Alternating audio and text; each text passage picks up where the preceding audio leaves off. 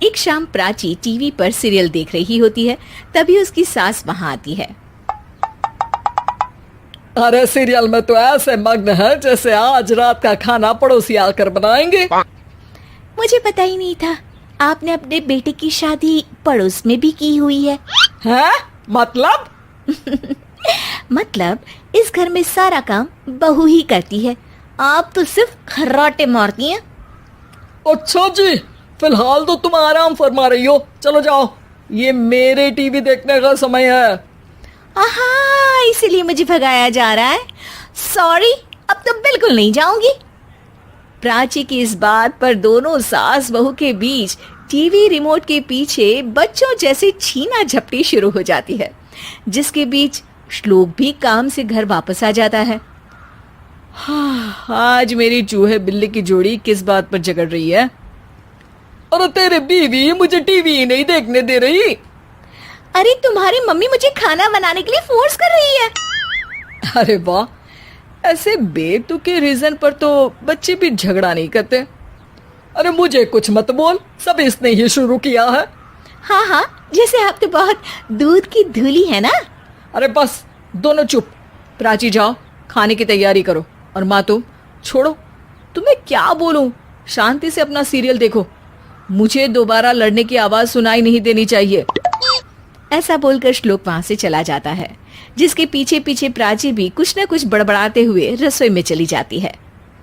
हाँ हाँ, सासू जी को तो कुछ बोलेंगे ही नहीं, बस मुझ पर ही हुक्म चलता है, खाना बनाओ, जैसे मैं इनके घर में खाना बनाने के लिए आई हूँ। इसी तरह शाम बीतती है और रात को श्लोक और प्राची की सास खाना खाकर सोने चले जाते हैं, लेकिन प्राची गुस्से में कुछ खाए बिना काम में ही लगी रहती है।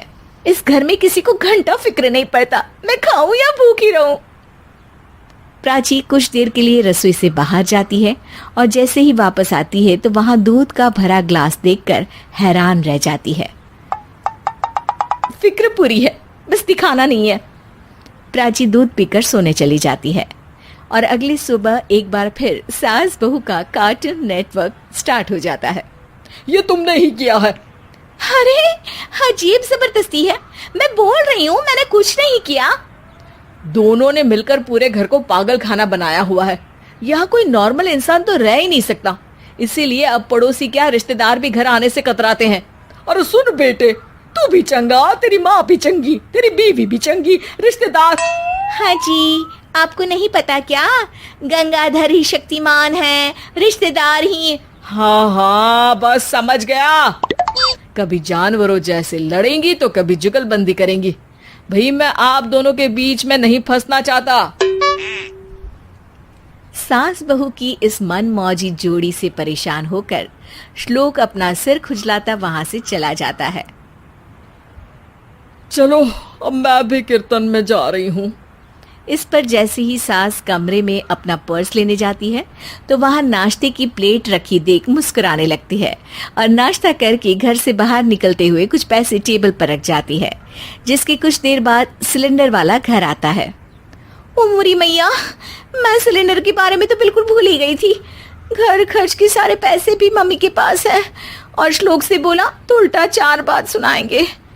प्राची ये सोच ही रही होती है कि अचानक उसका चेहरा चमक उठता है और वो घर में आकर इधर उधर देखने लगती है। तभी उसकी नजर टेबल पर रखे पैसों पर पड़ती है, जिन्हें वो सिलेंडर वाले को दे देती है। ये सब श्लोक देख लेता है। अच्छा बेटे, इतना बड़ा घोटाला, सबके सामने मैं तेरी दुश्मन और पीठ पीछे तेरी मेरी यारी। इस पर श्लोक एक प्लान बनाता है और शाम को सब एक साथ बैठे होने पर बोलने लगता है।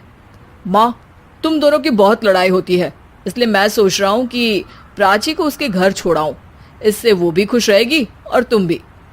अचानक श्लोक की ये बात सुनकर सास बहू शौक से उसकी तरफ देखती हैं। अरे ऐसे कैसे घर छोड़ाओगे, मुझे कहीं नहीं जाना। अरे तुमने बोला नहीं पर मैंने सुन लिया, तुम्हें मम्मी के साथ रहना अच्छा नहीं लगता, मुझे पता है।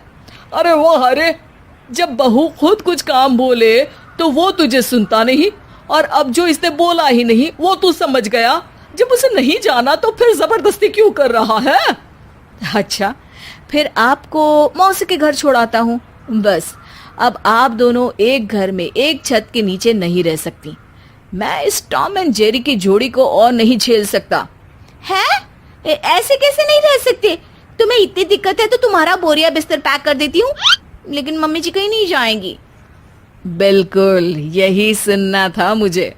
अगर दोनों में इतना ही प्यार है फिर हर वक्त ये लड़ाई का नाटक क्यों करती हो? देखा मैंने कैसे माँ किचन में दूध रखती है और तुम उनके लिए कमरे में नाश्ता रखती हो, और कैसे वो पहले ही तुम्हारी दिक्कत समझकर घर में पैसे रखकर बाहर जाती है। अरे भाई, इतना ड्रामा तो डेली सोप में भी नहीं होता जितना तुम दोनों ने इस घर में फैलाया हुआ है। तू हमें टॉम एंड जेरी बोलता है ना, तो याद कर वो दोनों भी एक दूसरे को बाहर वालों की बुरी नजर से बचाने के लिए हमेशा सबके सामने लड़ते थे, लेकिन अकेले में दिक्कत के समय मदद भी तो करते थे। बस हमारा रिश्ता भी कुछ ऐसा ही है। और वैसे भी अगर सास बहू में तू मैं नहीं होती तो दुनिया वालों को कहानियां कैसे मिलेंगी?